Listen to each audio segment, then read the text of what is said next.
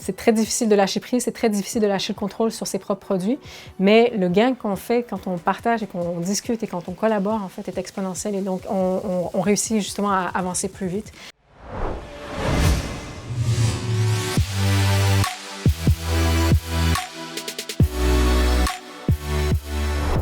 Je m'appelle Amélie Gagnon, je suis démographe. Je mène l'équipe développement à l'Institut international de planification de l'éducation de l'UNESCO dans nos bureaux ici à Paris.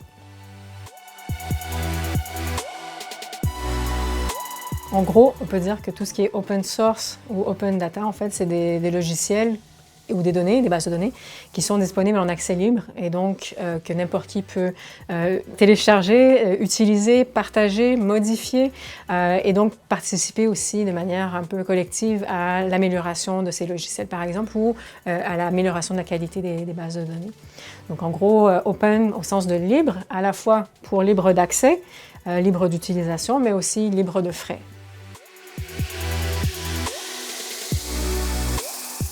Parmi les logiciels que nous, on utilise en tout cas à l'IPE, on utilise beaucoup QGIS pour l'analyse des données géospatiales. On utilise OpenOffice pour tout ce qui est traitement de texte ou la suite Office, on va dire.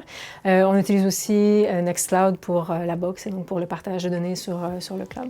Il y a 1001 solutions qui existent, toutes avec leurs qualités, leurs défauts, mais en tout cas, on essaie de toujours privilégier des solutions ouvertes justement pour faciliter le travail entre collègues, mais aussi pour faciliter le travail avec nos collègues et contreparties dans les différents ministères de l'éducation.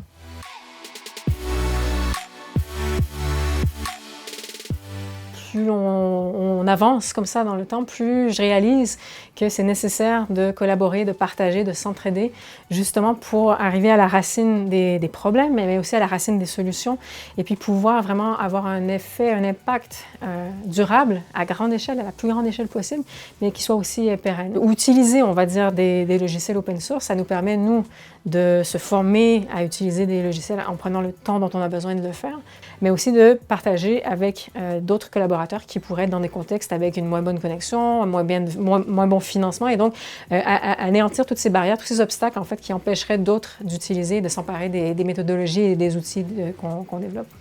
Mais aussi, la plupart de ces logiciels ouverts peuvent compter sur une communauté vraiment très, très enthousiaste qui s'entraide, qui règle les bugs, qui crée des nouvelles innovations. Donc, les logiciels sont toujours en constante évolution. Et donc, s'il y a un truc qui manque, en fait, on le fait, on s'installe et puis on le fait en groupe comme ça.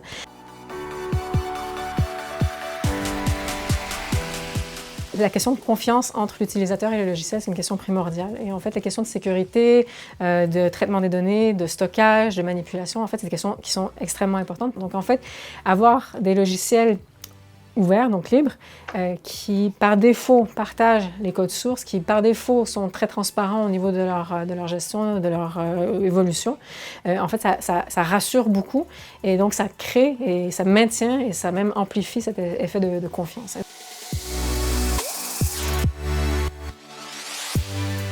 Ce que moi j'essaie de faire en tout cas dans le travail, c'est de jamais dupliquer et donc de jamais réinventer la roue. Et donc utiliser des logiciels ouverts, justement, on s'assure qu'on ne réinvente pas les mêmes plugins, qu'on ne réinvente pas les mêmes codes et donc on construit ensemble. Et donc en fait c'est des gains à grande échelle de stockage, de données, de serveurs.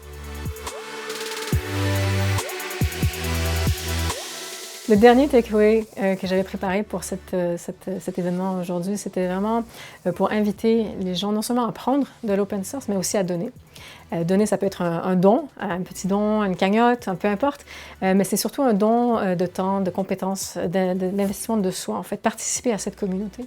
S'impliquer, en fait, transformer le produit, ça fait aussi bénéficier la société. Je trouve que c'est très, très enrichissant, en tout cas de mon expérience, donc j'invitais les étudiants à faire de même.